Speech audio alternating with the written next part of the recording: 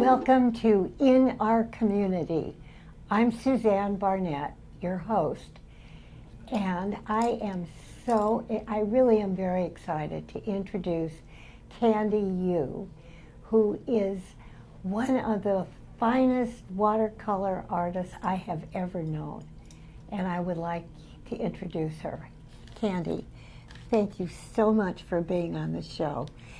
I'm just startled at your art, really. Thank you for having me. I'm very honored to be here. Thank you.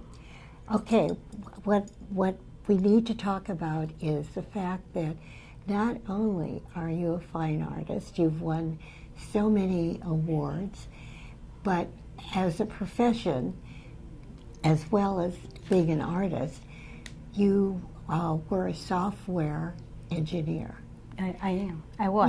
You am, you still are. You am and you is. So tell us about that. What happened?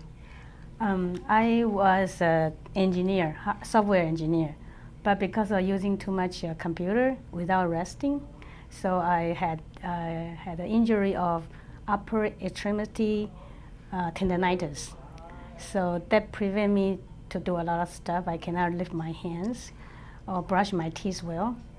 So I have to leave the industry, the computer industry. And I stayed home for about a year to recuperate. After a year, I went back to a community center, local one, and take up the watercolor class. And how long ago was that? It was about around 2000, year 2000. So it's been a long time. But the fact that I just can't believe your artwork. I wish we could show thank something. you. But you really knew that you loved art just as a child. Tell us about that.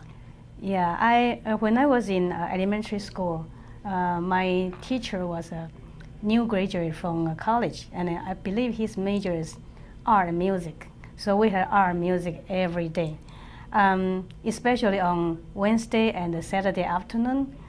When there was no class, the teacher would take us to the beach, to the meadow, or to the mountains, to paint, to sketch, just do whatever we want with crayon, with a pencil, sometimes watercolor too. So we had a lot of fun. And he was my first mentor and also the inspiration.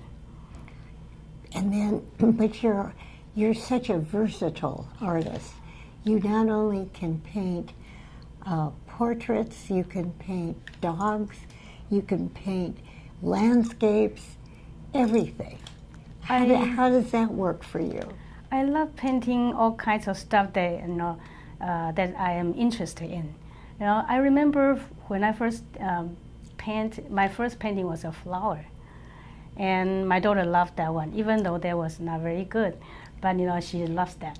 And from flower, I started painting landscape, and then still life, and the last thing is I paint animal and people's portrait. And portraits are pretty hard, but painting animals on Yupo paper, there's a piece of plastic, white plastic paper, is kind of my stuff, because I have been painting so many animals on Yupo, and I paint pretty well, I think. And how does that differ from a canvas? For watercolor, usually we paint either on watercolor paper or Yupo or masa, or all kinds of surfaces that can take watercolor. But normally we don't paint on canvas. But recent years there are watercolor canvas, so you can paint on that. But they are very different on watercolors when you paint it. But the thing about watercolor is that if you make a mistake, one little drip, you're gonna screw up the whole paper, the whole painting. What do you do about that? Sometimes that's true, but sometimes that's not. Sometimes you can cover it up. Oh. Even though it's harder than oil or acrylic to cover it up, but sometimes it still will be able to cover it up. Like I remember one time I was sketching painting a dog, and somehow one of my permanent marker went up the hair of the dog, and I was thinking, oh God, I ruined it. But somehow I tried to paint, just add in a flower on top of the dog, and it turned out pretty good, very cute. So it's still savable sometimes. Sometimes, Yeah. Is there something about the medium of watercolor that is so intriguing for you, say compared to oil? When I first look at the watercolor, I was very interested in it because it is transparent, luminous, and it's light. I feel like oil and acrylic are kind of thick for me, and my hand probably will not be able to handle the medium. And I love watercolor, so I start with watercolor and stuck with it.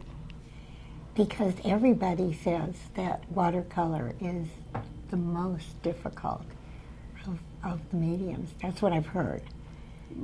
Probably it's true, but after you practice a lot, something will become easier. Okay, what if, I just have a question that came to my mind. What if an adult has always wanted to be a painter, an artist, and they say, well, I'm so old, I don't know if I can do this, but yet they're just dying to do it. What would you think about that? What would you recommend for them? Okay, I have one example. Okay. I was assisting in a watercolor class in the community center, local community center, and there was a man who was a Chinese man, was 63 years old. He retired, and his wife didn't want him to be staying home, so I asked him to go out and find something to do. So he came to our class, and he told the teacher, I never painted, I never done any sketch, but I'm going to try it. So he stayed, and then he tried for a few months, and then he showed his wife the first painting, and his wife said, you painted that? And they really encouraged him. So he continued painting, and he became very, very good. Is that right? So the feeling is that, like Grandma Moses, she was so old, and sometimes people have the feeling that, oh, maybe I have this hidden talent and I can do something, and then they can't. But they can't because it needs practice. It needs practice. Yeah. It needs inspiration. Okay, tell about the inspiration. When I take a walk and I see somebody's walking their dog, and if that dog really interests me, sometimes I will go over and say, can I take a picture of your dog? And then they'll ask me, why do you want to take a picture of my dog? I say, oh, I may paint it one day. I'm a watercolorist, and they are very happy. Usually they will let me. And I remember a couple of years ago, I was in a Saratoga Rotary show, and I saw one dog, a pug, white color. I believe it's a she because she has a pink ribbon on the collar. And then she was, lying there and closing her eyes, but it looks so unique, so unusual, and I feel it would be very good to express it on the paper. So I went over to the owner and say, can I take a picture of your dog? And then he was kind of startled, but he said, why? I say, oh, I feel like I probably can paint it. It was so cute. And then he was very happy. He let me take a bunch of photos of the dog. And today, with the iPhones, you can get his email and you could send him a picture. Oh, I didn't do that. Do you ever do that? No. Well, you could say that next time. I'd like to take a picture of whatever, and if you like, I could send you what I'm going to do with it. Yeah, maybe in the future I'll remember to do that. Remember that, but most people, and they can look at you and you exude artistry. But what I think is let's go back to inspiration, which is kind of part of the subject. But how does one acquire inspiration? What is it that can touch off something that's inspiring? What can touch you in a inspiration? Yeah. Like, well, you just said something like when you take a walk and there's something that all of a sudden you see and that inspires you. Yes, it depends on where you are. Actually, inspiration is everywhere. I remember someone say, Picasso say something about inspiration exists, but it has to see you in working, something like that. So sometimes you have to seek for it. If when I am outside painting, time is limited, and the gear, the palettes, everything is limited, and I will look around and see whatever really strike my emotion or make me interested or make me excited, then I will just paint that. Sometimes maybe very simple subject, sometimes maybe complicated, but usually outdoors you don't paint very complicated stuff. But in studio you can do a lot of complicated stuff, and you can do a loose stuff too. Inspiration, when mostly I get my inspiration from looking at art magazines or travel magazines, anything that has photos, or I take a walk in my garden, maybe sketch something, or I always bring a sketch pad with me when I'm waiting in the airport because I have so much time, and I'll just sketch people around, and I get all my inspirations from almost everywhere. Well, but you are obviously so talented, and your mind is just always on. You see things. Most artists, or a lot of artists, see things differently than someone who doesn't notice anything. You know what I'm saying? And the fact that you were so left brain, to do your high-tech stuff, and yet now you're more on your right brain, because how often do you paint? I try to paint every day, but sometimes I don't have time because I have other stuff to do, other hobbies or other obligations. What are your hobbies? I do handmade jewelry, just very simple one, like my jewelries, earrings, and my necklace, wire wrapping. Yeah. I really enjoy that. I think that's kind of related to my painting. I think so too, but I think it's very sculptural. That painting seems to be such a one-dimensional, but as a painter, you can make it look three-dimensional. Two or three. Yeah. So the same thing, is that true? Maybe. Yeah. Sometimes when I'm wire taping something, I think, I have a painting that look like something I can kind of relate to them and then put it in there. Yeah. Like one time, someone gave me a bag of little rocks. They are some of gems, gemstones. Yes. And in order to thank her, so I took one of the piece that's really colorful, very unique pattern, tiny one. I make into a ring, and it looks like a piano, grand piano. And when I gave it to her, and then she told me that her daughter grabbed it right away, so she didn't have it. So you enjoy that? I really enjoy that too. Yeah. And I also do some sewing. Since last year, I've been taking up a sewing class. What kind of sewing do you do? I sew on fabric and some not real leather, some kind of fake the fake leather. Leather. Vinyl. Vinyl. Vinyl. And I sew purses and lunch boxes and keychains, and also what else? Oh, pot holders and pencil holders. Yeah. Something like that. How did that idea come to you? I love to talk to artists like you to see where these ideas emerge. I mean, how did they emerge, and then to do something so satisfying?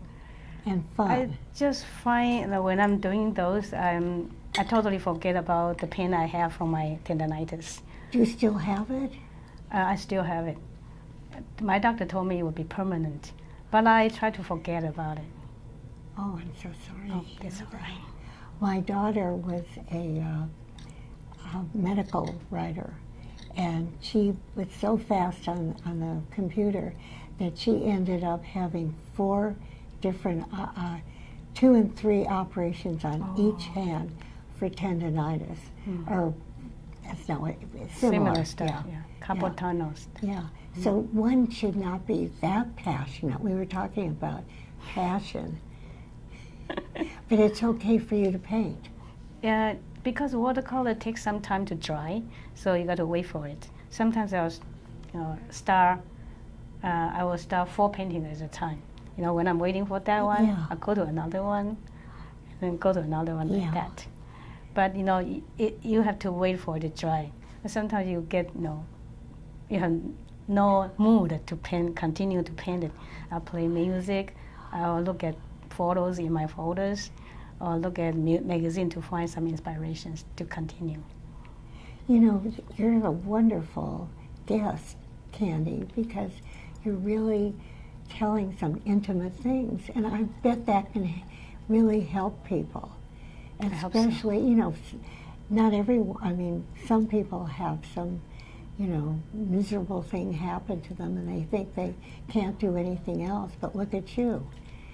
Just think you could still be a software engineer and we wouldn't be able to see your gorgeous paintings. What would that have been like? Yeah, you can see mine online. No, really. So what do you see yourself doing, say, in 5 years? I'm not very ambitious. I'm not a professional artist. I just enjoy doing painting, playing for pleasure in the process of creating. I really enjoy that. So I'll keep painting, but I'll go more towards painting people's portrait. Oh, that's what you really want to do. Okay, but I want to tell the audience that in 2003 and 2010, you were named Artist of the Year.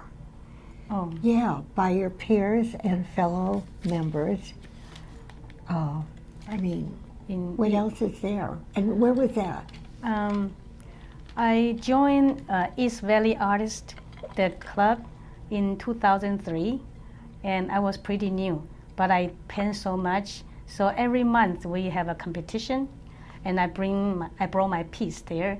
And when at the end of the year, when your piece got the first, second, or third, you have different points, and then you accumulate the highest, you become the artist of the year.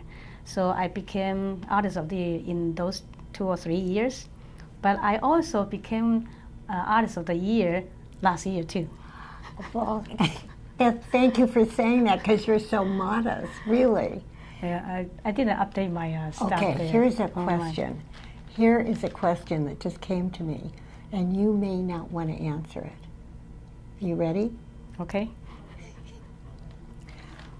Oh, I just love this question. Okay. What does it feel like for you to realize that you are an artist, that you're accomplished, that you really please people with your art? How does that make you feel? And please be honest. Okay. I remember one year I was doing a show in Beirasa Art and Wine Festival, and I was selling some cards, and people bought my cards and came over and took out a plastic slip and say, "Can you sign on the card?" I was, oh my gosh, people asked me for signature. So honored and so happy, And there was one thing, and then I painted people's pets for commission. Like last year, someone asked me to paint a dog for her boss, because her boss just lost a dog, and she wants to give her boss a surprise. So it's a secret. And she gave me some pictures, really not very clear. And I love to paint animals with really their eyes, the expression in the eyes. But I couldn't see the eyes very clear. So she said she tried to kind of steal some pictures from the boss, but she wasn't very successful. Anyway, and then one day she has to talk to her boss, say she's going to do this for him. So he has to give her some pictures, So he did, but still not very clear, So anyway, but I got some idea of what the dog's characteristic is. It's a gentle dog. So I try to imagine what the eyes will be like. Mm-hmm. So I painted that, and when it was done, I gave it to my friend, that friend, and then she gave it to her boss. And her boss Google online on my email and sent me an email saying that his father was an artist, and he couldn't even paint the dog as good as me. And I was so honored. I'm so happy. And he said really comforting. The painting really is a comfort to him. Yeah.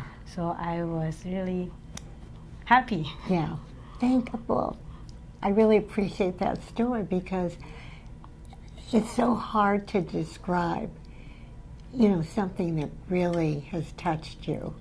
And actually, recently, I had another commission, and he sent me 2 pictures of 2 dogs. They all passed away. And his wife's birthday is early September. So he asked me to paint one of the dogs for him. And so he will give it to his wife as a birthday surprise. So I'm working on that one. But since he didn't have good pictures or a blur or in video, so I sketched a couple of the dog and show him if the eyes look right. Mm-hmm, mm-hmm. And he hasn't replied yet. So after this interview, then I'll be working on that more. Oh, I just think that's, life is short. Sometimes it's longer for some people. But for a person to really find something that makes one happy and passionate. We always use that word, passionate. But isn't that wonderful to be able to be so fortunate to do that, to accomplish that? Yes, yeah. I'm really happy that I found painting watercolor like a kind of therapy to me, and also really make me very peaceful and focused. Yeah.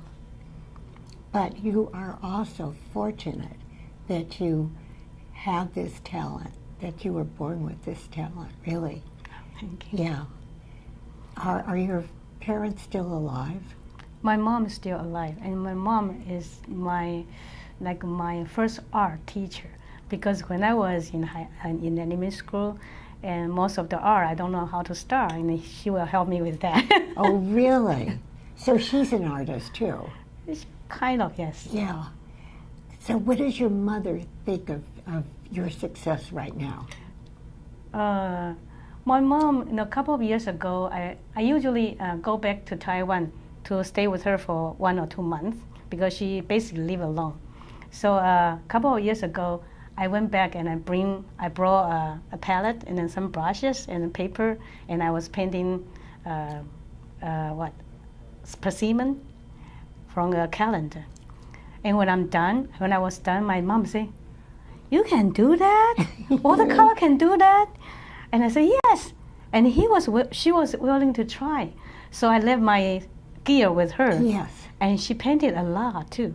And I make into the next year I went back and then I took all the pictures and I came back here and make a photo book for her.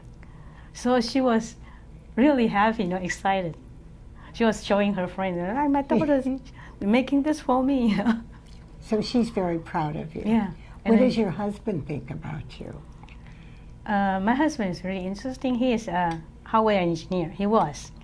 And before, when my daughter was still home, whenever I painted something, I will ask my daughter, how do you think? What do you think? Give me a critique. My daughter is more artistic, so she will tell me what needs to be more and what needs to be lighter or more simple or whatever.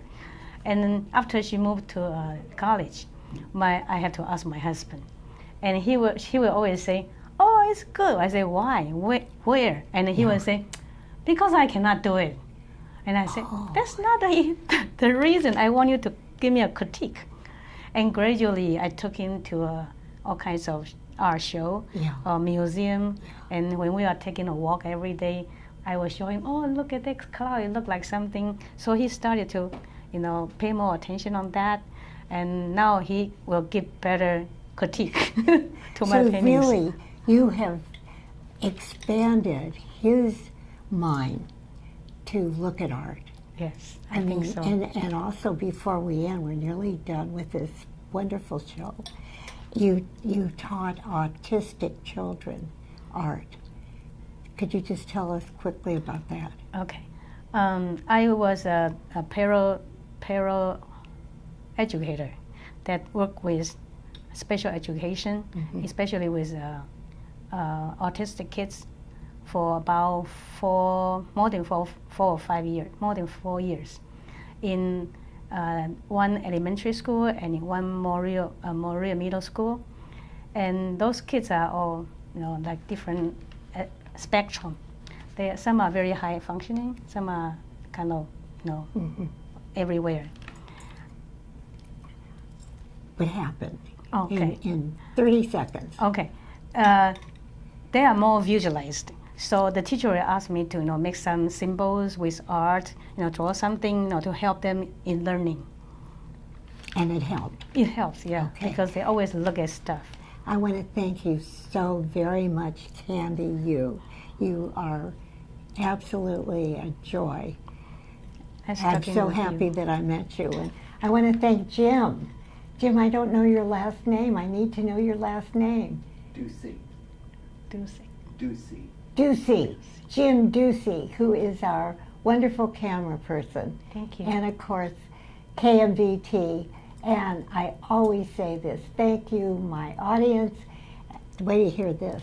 And this is from the heart. I can't wait to see you next time. Bye-bye.